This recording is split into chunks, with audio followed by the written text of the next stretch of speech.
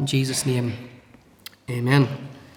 As we said, we want to look at verses 7 through 10 today as we think of the subject, blessings from buffetings. But verse 9, after detailing somewhat of how he was weak, we then read, he said unto me, that's the Lord saying to Paul, he said unto me, my grace is sufficient for thee, for my strength is made perfect in weakness. Most gladly, therefore, will I rather glory in my infirmities, that the power of Christ may rest upon me. I'm sure you'll have heard me mention Thomas Edison before. He was America's greatest inventor. He is credited with inventing devices in electrical communication and cameras and videography. An awful lot of what we have on our phones today and our laptops, etc., well, it can really ultimately be traced back to Thomas Edison. But you know, Edison, although he was a brilliant intellect, really ahead of his time, yet Edison had a malady that in a sense was very, very hard for him to accept at the beginning, but nonetheless it enabled him to focus and became a real blessing to him, although he didn't see it that way at the time. See, one day as he was a little boy, primary school age as we would say, he was experimenting with phosphorus on a moving train. The phosphorus, however, burst into flames, and it set his particular train car on fire. Now, the train conductor obviously wasn't best pleased with this. And you know what he did whenever they got off and safely and everybody was well, etc.? He actually, remember this is a long time ago, he took his right hand and he slapped Thomas Edison over the ear. Now, unknown to that train conductor, Thomas Edison said that whenever the train conductor did that he felt something snap in his head, and his deafness started from that time when he was just a young lad. In later life, Thomas Edison became almost totally tone deaf. But he said this.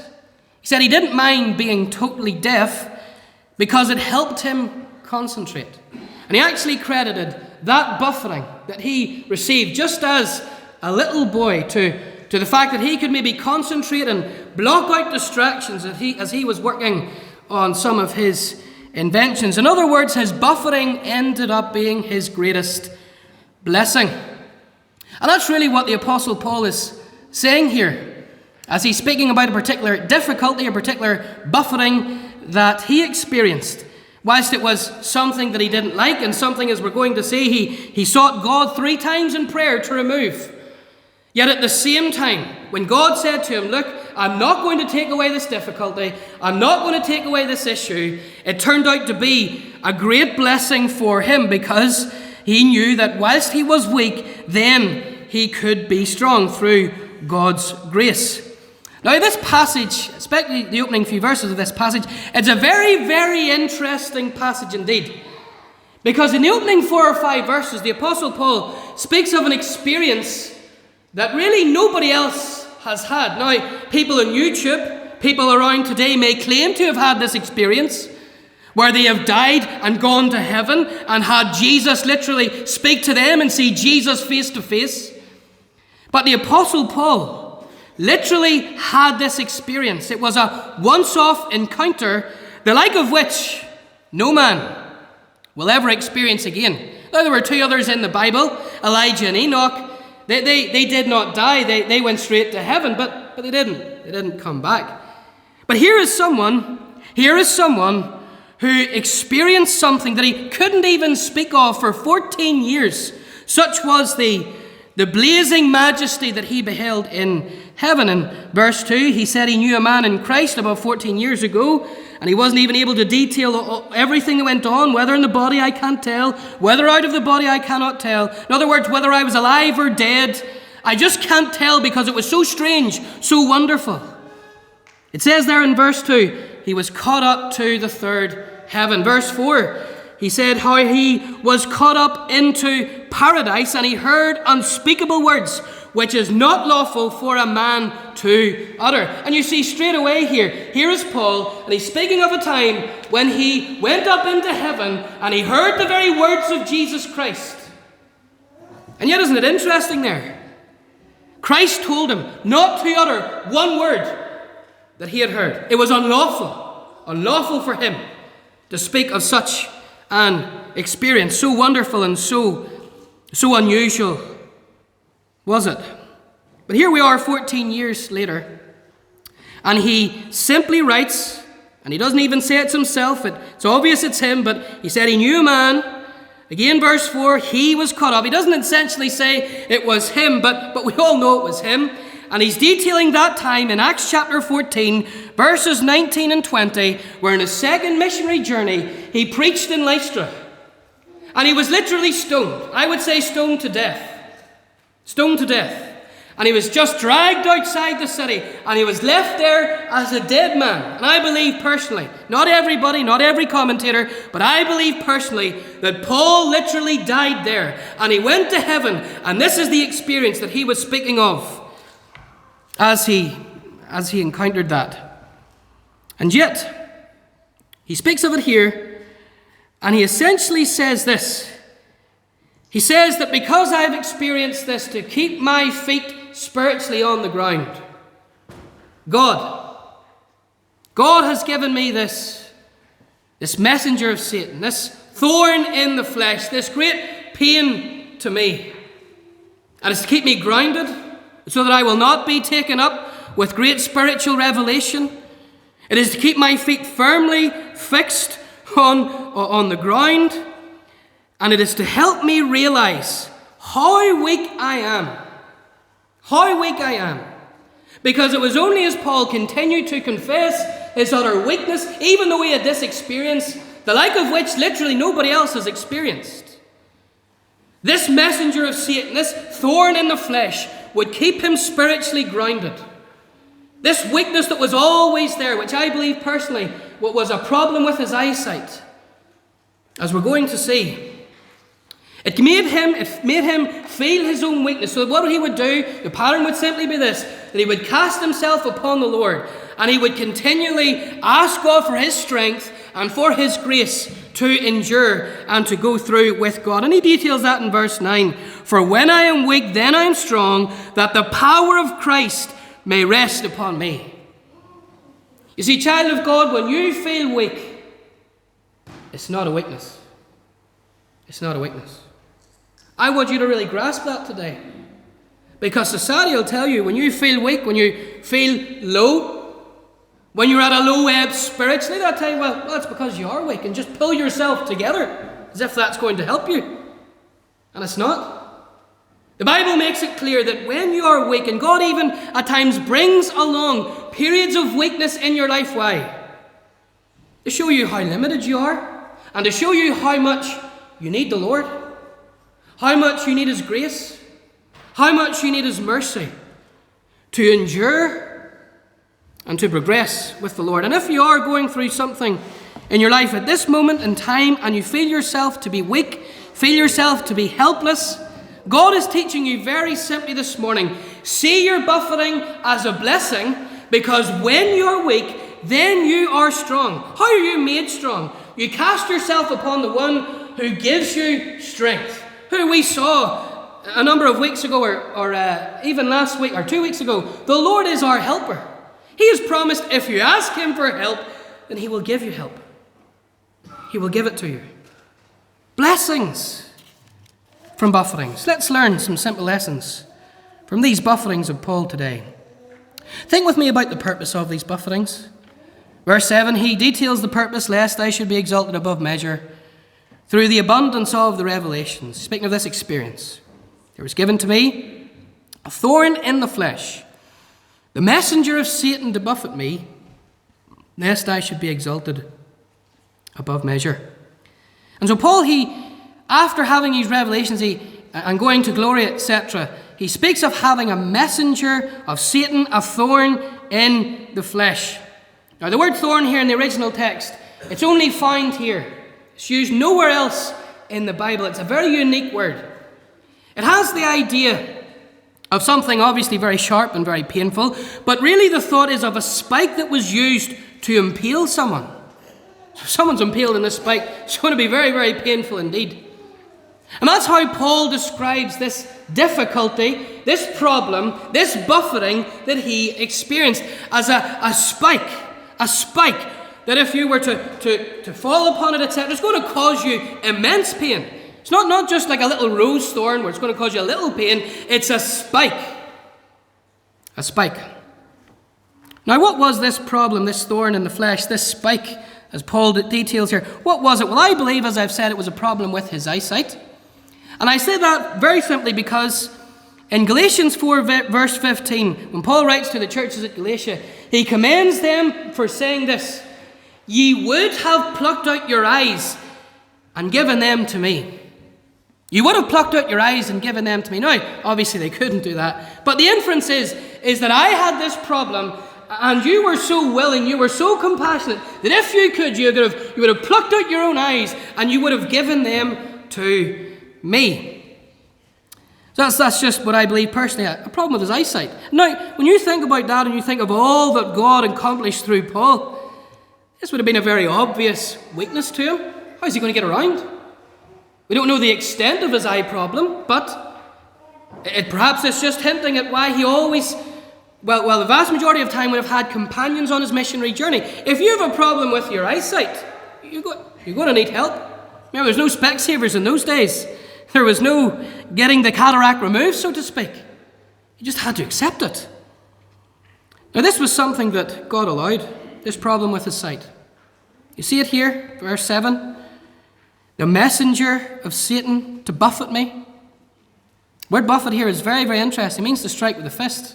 The Greek, it's like the boxer. He's striking you with a fist constantly, continually. It's like he's doing rounds in the ring with a boxer. So this problem, it was like 2 steps forward, but 3 steps back for Paul.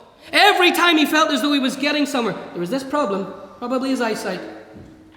And it was just buffeting him. Just punching him, just hampering him, holding him back. Now, it went on for a long time. Years. 14 years. This constant striking, this constant hampering, this constant holding of him back. Remember, God has called Paul to be a missionary, an apostle to the Gentiles. Paul has things to do. He is doing the work of God. And yet all the while there's this limitation. A very, very real limitation that some of you, and even I, at times suffer with. This problem with eyesight that just seems to be holding him back. It was something very, very real and very constant. But what was the reason for it? As well as we say, verse 7, lest I should be exalted above measure. The phrase is the idea of lifting oneself above one's own place or station. Paul had seen things that he couldn't speak of. Perhaps there was this tendency, as there is in us all. The old man. Pride. Remember, he's writing to a church at Corinth who prided themselves in revelations, prided themselves in their gift of tongues, prided themselves in their giftings. And so, this messenger of Satan, this thing was holding him back. Is probably this very, very real problem with his eyes. And what this was showing him was very simply this, was that God had permitted this.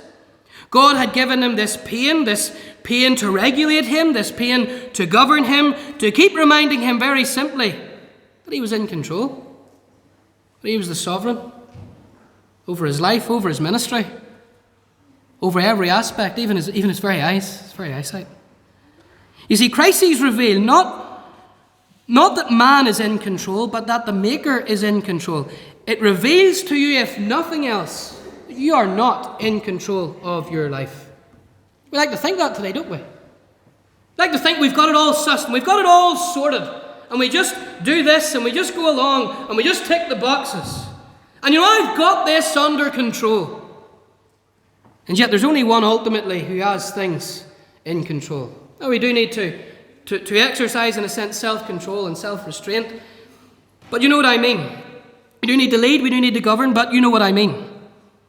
Sometimes God, He permits suffering, He permits trial, simply to show you that, look, I'm in control of all of the details, the small details even of your life. Sometimes it is to purify, sometimes it is to prompt, but very often in your life, child of God, it is just A problem, a difficulty, a trial is very often just sent along your way to simply give you that gentle or at times that harsh reminder that, look, I am in control of your life, and therefore cast yourself upon me, for when you're weak and you feel your weakness, then you will be strong. You see, whether we like it or not, when things are going well, our tendency is to forget or not to be as conscious of God's blessing, that it is God's blessing, that it's God who, yes, sends the rain on the just as well as the unjust. When things are going well, we tend to take the glory, take the credit, instead of, again, reminding and just coming back to this thought that whether it's favor or whether it's difficulty, all comes from God. Every blessing and buffeting. And therefore, sometimes God sends difficulty to kill spiritual pride. See, pride kills progress. Pride kills the presence of God. It quenches the Spirit, as Paul says in 1 Thessalonians chapter 5. And so therefore, sometimes God sends a providence, a problem. He even can at times use the agency of Satan. It seems that this was ultimately, God permitted Satan to do this. He calls it a messenger of Satan. So God has permitted Satan to bring this thorn into the flesh, into the body of Paul. Sometimes he does that, just to again remind you that there's just that area in your life and it needs special attention and special care. You know, Christ taught his disciples this truth, didn't he? He gives them in that image in John chapter 15. He was the vine, they were just branches.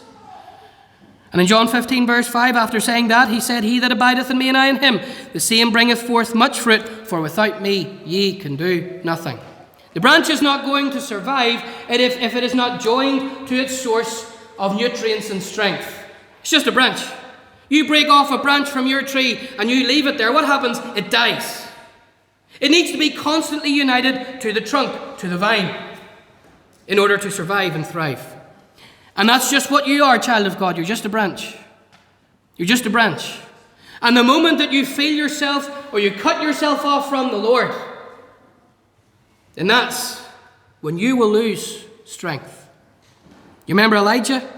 Elijah learned this lesson at the brook Cherith.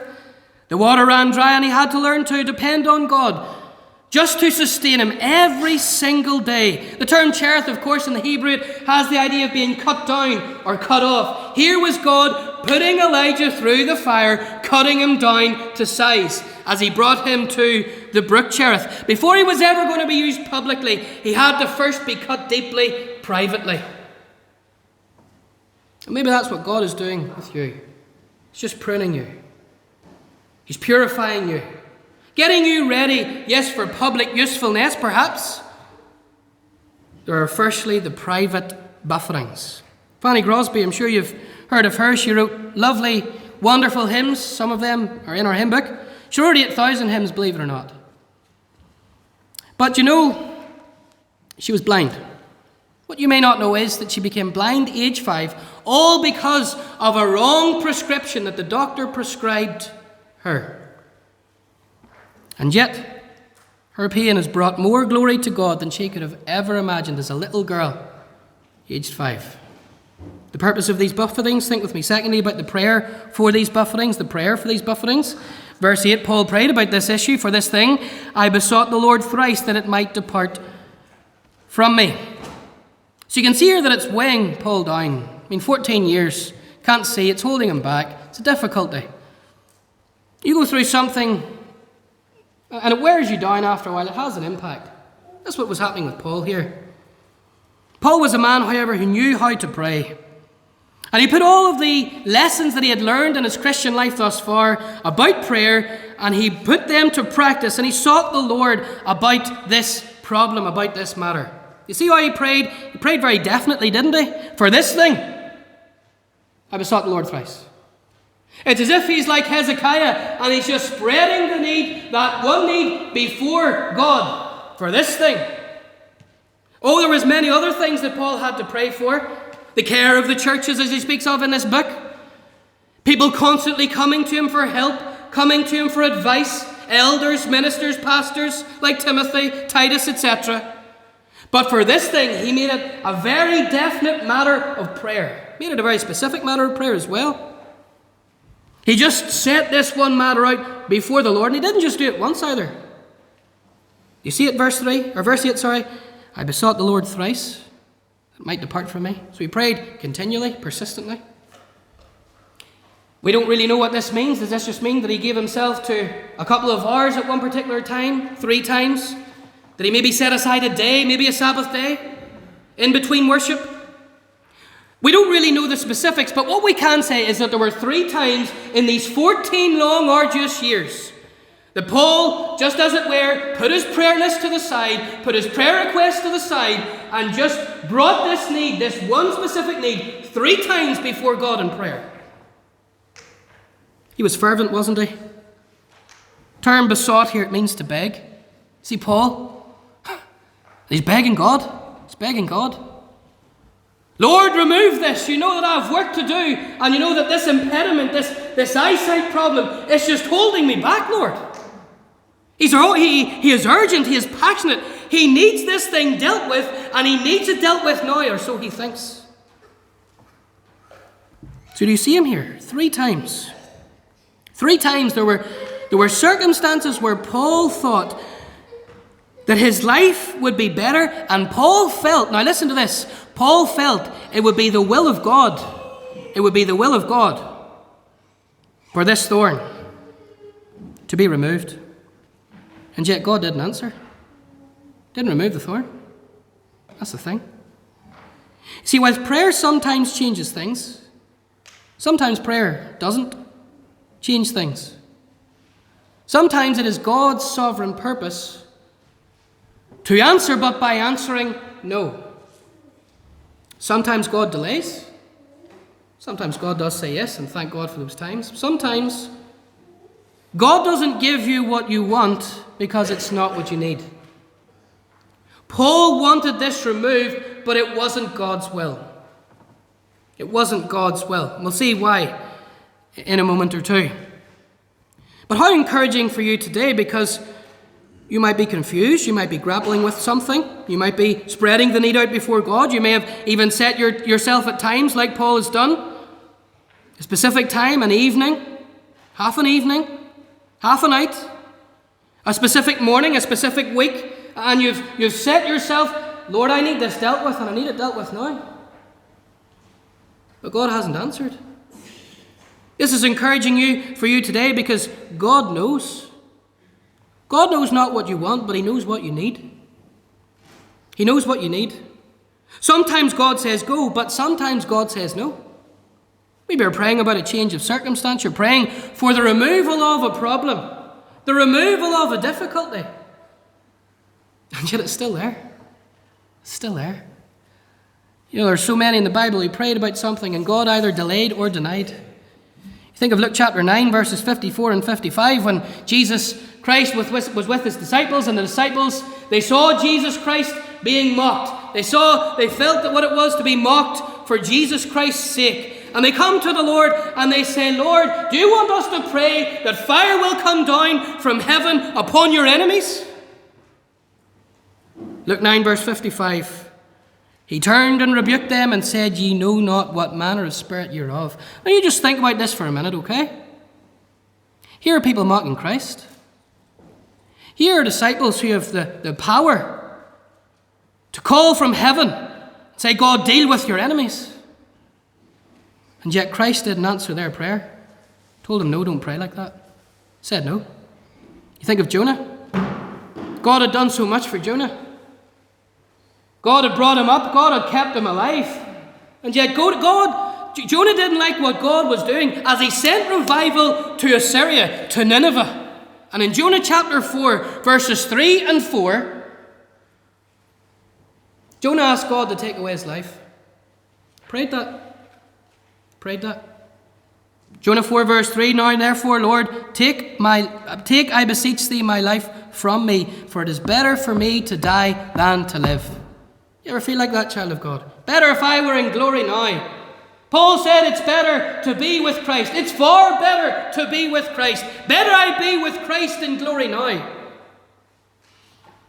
Jonah prayed that because he didn't like what God was doing in his life. But God didn't answer that prayer. Verse 4. The Lord said, doest thou well to be angry, Jonah? And we could go on and on and on. The point is this, is there are times when you pray something and God says no. Now that's not the answer you want. It's not the answer that any of us want. But God has said no. It's for your own good. It's for your own glory. It might be difficult to take. It might be a difficult pill to swallow, child of God. But God at times does say no. You know, Monica, the mother of Augustine, St. Augustine as he's known, whenever Augustine was showing a heart that was gravitating towards the things of the world and wanted to go to Rome to study, Monica didn't want that to happen. She knew if Augustine went to Rome and got into bad company, he was certainly going to become just what Rome was known for. You ever hear the saying, when in Rome, do as the Romans do? That's why. Because Rome was a terribly immoral, debaucherous place in Bible times. Augustine wanted to go there. Monica set herself to pray that something would happen in Augustine's life to change his mind, but he didn't. And Augustine went to Rome. And yet, how glad was she when Augustine went to Rome, because that's where Augustine heard the gospel. And Augustine had his supposed conversion experience. Whether or not it was true, I don't know. I don't know. I hope to see him in glory, but I don't know. But she prayed that God would keep him near her. God said no, but it was for his own good and for his own glory. The purpose of these buffetings, the prayer for these buffetings. Lastly, I want you to see here the promise in these buffetings. Look at verse 9. What a wonderful promise that God gives to Paul in the midst of his suffering. My grace is sufficient for thee. My strength is made perfect in weakness. Most gladly, therefore, will I rather glory in my infirmities, that the power of Christ may rest upon me. Here's Paul, and he's earnestly seeking the Lord to deal with this problem. He knows that God is the God of miracles. You know, I was thinking about this, and I think was it in June I preached in Acts chapter 13. Paul miraculously had smitten someone with blindness. You remember that? Sergius Paulus. Whenever he wanted the deputy of Cyprus, he wanted to come to faith in Jesus Christ, and there was Elymas the sorcerer hindering Sergius Paulus from coming to Jesus Christ. What did Paul miraculously do? He smote blindness. Elymas the sorcerer with blindness. That's before this incident. So it seems as though Paul knows that God could just as well recover him of his sight, because he's seen him do the opposite through his very own instrumentality and agency. And yet God says no. But God says something far greater to him. He simply reminds Paul that he was going to be given sufficient grace to endure this problem.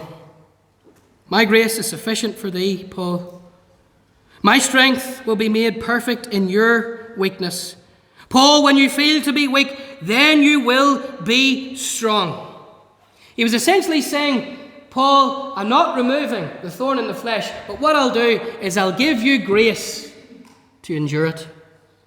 Sufficient grace. A child of God, that is why sometimes God says no to you. Because he has promised that he will give you the grace. He will give you the grace to endure. He will give you the grace to persist. He will give you the grace to encounter whatever it is you're encountering. You know, throughout the Bible, God is described as the God of grace. In 1 Peter 5 verse 10, he's described as the God of all grace. In Hebrews 4 chapter 16, encouraging us to pray, he tells us to come to the throne of grace. In Acts chapter 20 verse 32, what is his word called? This word is called the word of his grace. And yet, just to cap it all off, James 4 verse 6, he giveth more grace. More grace. God is the God of grace, and God even gives you more grace at times than you need, even though you may not be aware of it.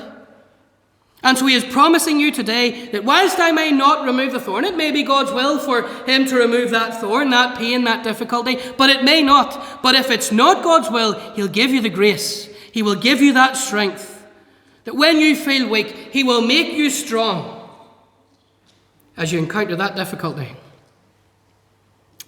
Oh yes, when you think of God, he gives the thorn, but he gives the grace to bear the thorn. And that's a wonderful encouragement for you today. Blessings from Buffetings. I trust this is encouraged and will help you in whatever you're going through in these days.